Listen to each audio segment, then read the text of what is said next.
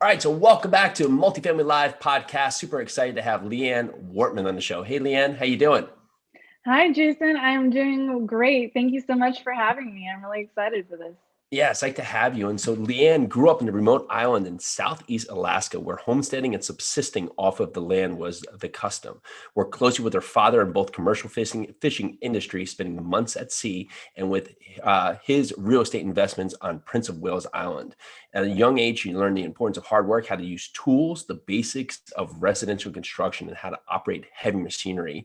And after graduating from the University of Alaska with a bachelor's in biology, which of course makes sense, right, for Alaska, as we're getting into it here, and a minor in anthropology, she obtained a 100-ton captain's license. Wow. Went on to manage and operate a remote high-tech salmon hatchery, and she also worked in a research vessel with the state of Alaska Department of Fish and Game, participating in studies on the waters of the Gulf of Alaska, the Bering Strait, and Bristol Bay. Despite her love for sea and nature, LeAn felt the entrepreneurial urge and duty to start her own business in real estate development. Her passion about this mission to make the world a better place one home at a time through using green building practices to create energy efficient, eco-conscious homes. In quotations, it's our duty to be successful and help make the world a better place one home at a time. If we can see to help more people, help the environment, and create a lasting positive change. Well, I love that.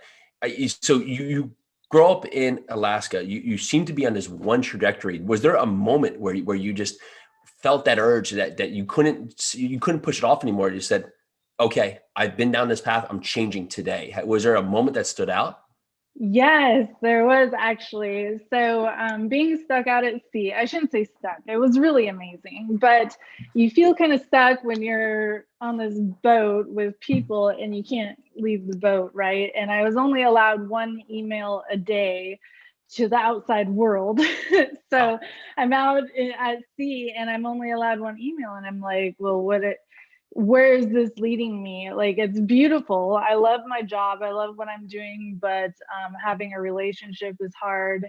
I didn't even own my own home because I was out at sea so much. So I would come back from working for 6 months. My bank account would be loaded and I would throw everything in my car and take off to like Southeast Asia. That was pretty much my life. Yeah. So it was amazing when I was in my 20s.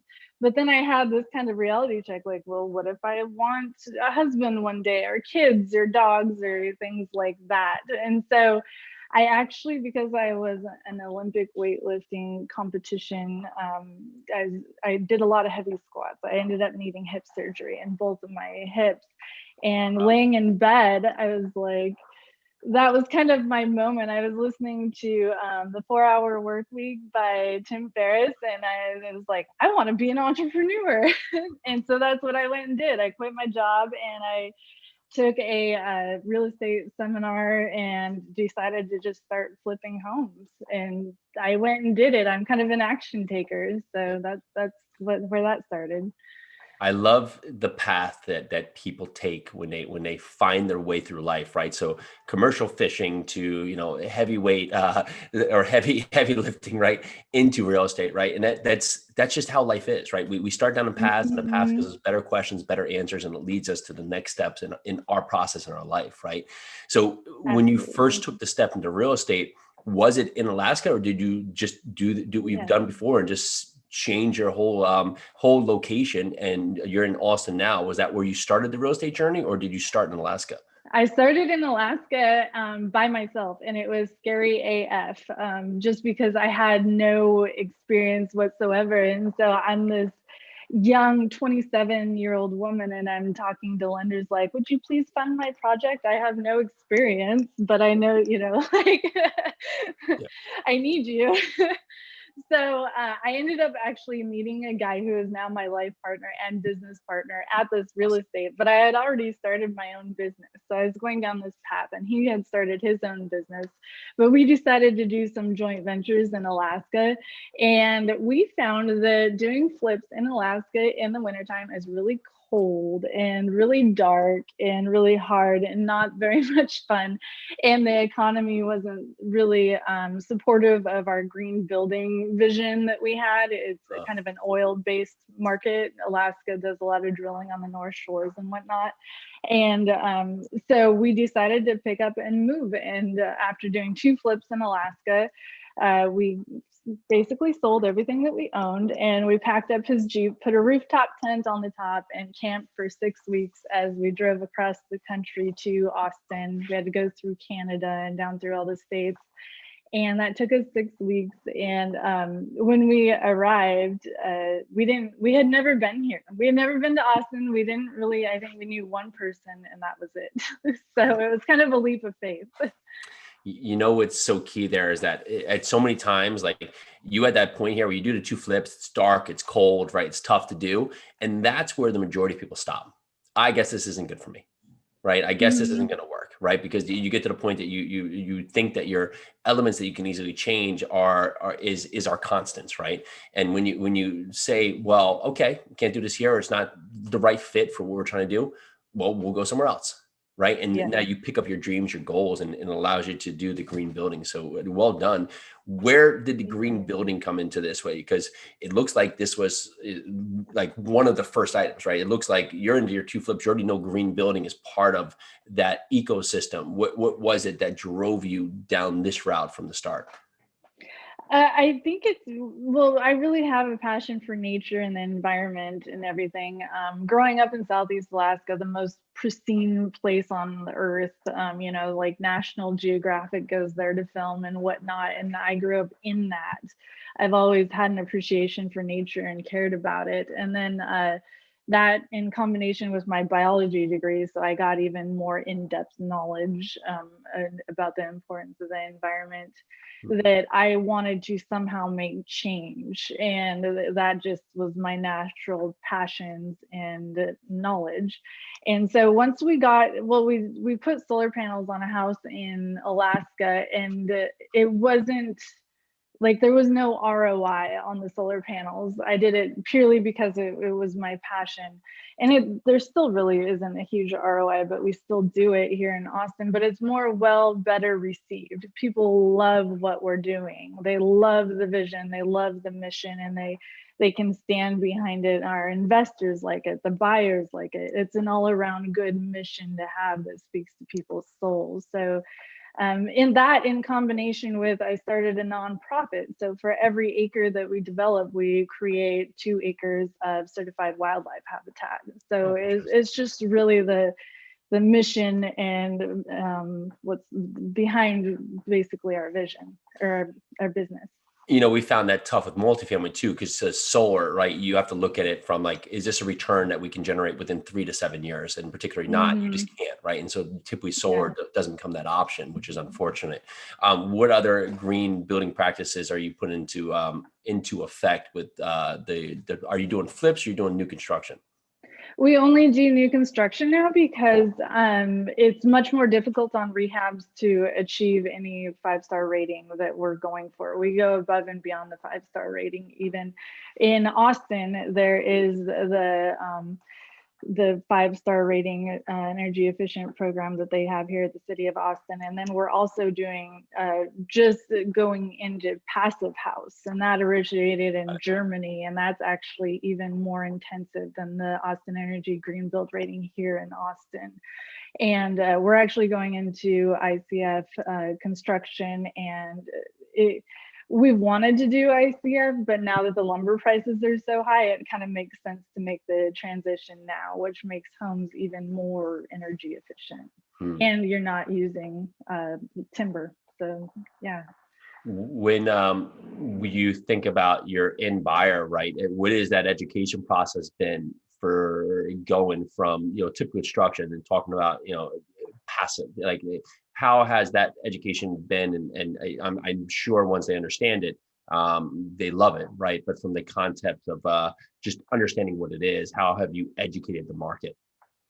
A lot of it is in marketing. We do a lot of education there, and then we have 15 employees, and one actually is getting certified. in the passive house construction. And he is kind of the person that is put in charge of getting the knowledge out there. So we have at the end of the process, we have a homeowner's manual that goes into everything that was put into your home, how to use it, how to run it, everything like that. Of course, they've already got the education and know what they're buying, and they're really excited about it. But basically, it's a lot of outreach and, like you said, education. Most people don't know what a passive house is and what makes that different from a regular house and why it might cost a little bit more. But in the end, they get a great value and return on that investment because it's just such better quality. A passive house with ICF construction can last 200 years, whereas a normal, typical timber frame home might last 60, before it's getting demolished and going in a landfill. Interesting. So it quotes at 200 years. Very interesting. And how has that done with your process, even educating the towns, right? So I'm guessing the next part, when you go to permitting and some of the other things, how has that process been in terms of keeping yourself in a timeline that's most productive for you? We actually haven't even permitted our first one. We're in the process. So Oh, cool. I will have to get back to you on how all of that goes. Yeah. Oh, I love that. So yeah, I'd be curious. Sometimes you find that the towns, like I found a lot in our businesses that you'll get a no a lot if people just don't understand what you're doing or just don't want to look any farther or are just confused, right? And so especially when you go into new building modes or new, just anything, right? That's outside the box of their standard like cookie cutter thing. Yeah. Oh, I don't think so. And then you just have to keep asking that question and to get to that person that wants to either take the time or knows the answer. And I'm always curious from the side when you're trying something new, because typically there are those hurdles of just the other side not, I'd say, being educated to what you're doing, right? And so just assuming it must be a no, right? But shortly to say, we look down the road 10, 20 years, this is going to be not only just a piece, it's going to be a larger and larger piece as we go, right? And so the onset of you getting into the market, you're like the trend breaker right now because people are trying to figure out what you're doing, and the same part you're trying to figure out how to work within the system, which is it seems to be that fits the narrative for how you've worked through your business, which is good, because if you understand, and I'm putting words in your mouth, but if you're okay to say, okay, I have to figure this out, that's where the success can be made in entrepreneurship. Yeah, I must say that entrepreneurs get used to being told no quite a bit. Yes, sir. Have you, so you work with your partner, and Pui and I, of course, work together. Talk to us a little bit about that. How have you created this successful business with your partner where you both have been able to align on your vision? Yeah, so I feel like we fit together really well because my strengths are much different than his strengths, and we are very much aware of our strengths. And I run that side of the business that I'm best at, and he runs his. He's pretty much like the building manager. He had much more construction experience than I did going into it, and he has an amazing talent of fixing problems, systems, making it more efficient, building the house more efficient, cutting down on timelines, things like that. And so that's where he really excels. So he's on the building management side, and then I really do everything else. I wear a lot of hats. I'm the marketing person. I'm the legal person. In Austin, we have to create condo docs to sell our homes. You can buy a lot and put 2 homes on it, but they have to be condo divided up, and then that skips the subdivision process, so it makes it more expedient. Anyways, we have, so it's kind of split in half, and then under that we have 15 employees that work under that, and then there's also many subs that work under that are just subcontractors. So yeah, it has worked really, really well. I don't think I could do it without him, and he says he can't do it without me. So it makes a good partnership for sure. Yeah, and that's just like Pui and I, right? We both have our core strengths, right? And to just align, it works perfectly. And when you look at your core business right now, you said the passive house, the first one you're doing right now, but everything before that is still new construction, or are you doing flipping, or where are you hanging your hat right now with the other parts of business? Yeah, so once we left Alaska, we did 2 flips there, and then we did 2 flips once we got to Austin.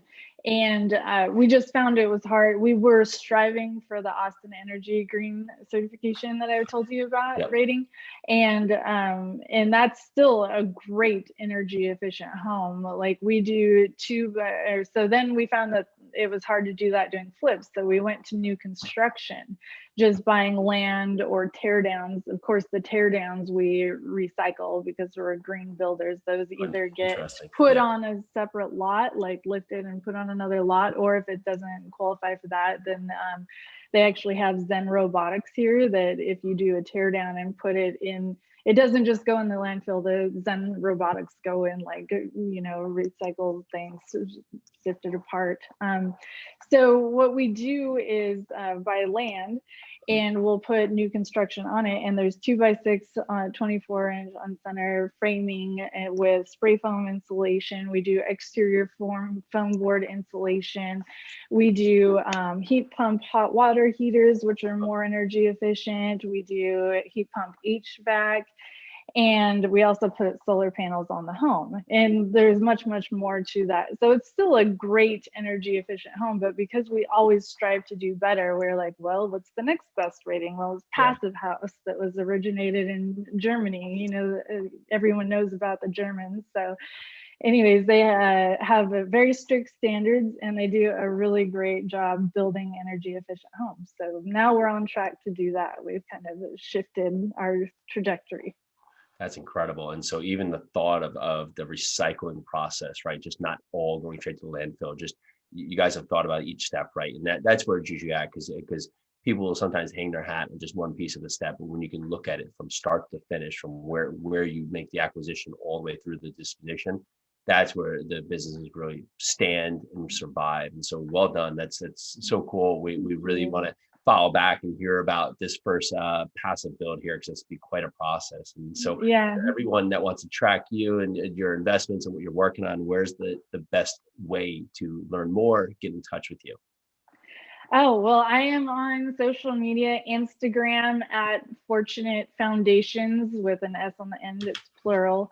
We're also on Facebook at Fortunate Foundations. My website is www.fortunatefoundations.com. And yeah, we're always looking to partner. We have investment opportunities right now on passive homes that we're going to be constructing. We're buying lots that are much larger now that need subdividing. We're going to be building 30 homes next year, and probably more than 50 the year after that, because we're buying land now that needs to get subdivided. So we're looking at like 2 years out, we're going to be building over 50 houses. So we're growing quickly, and we're looking for people to partner with. And if anyone's interested, please reach out to me. I'd be happy to chat with you. Well, LeAn, thank you so much for coming on the show. This was highly enlightening. We haven't talked green in quite some time in the show, so it's really interesting to hear the route you guys are taking, and congrats on all your success. Thank you, Jason. It has been great. Can I, one thing I do with every single person can I get a selfie with you? Absolutely. Awesome. All right. It's gonna look good. Right. Thank you so much. Thank you so much.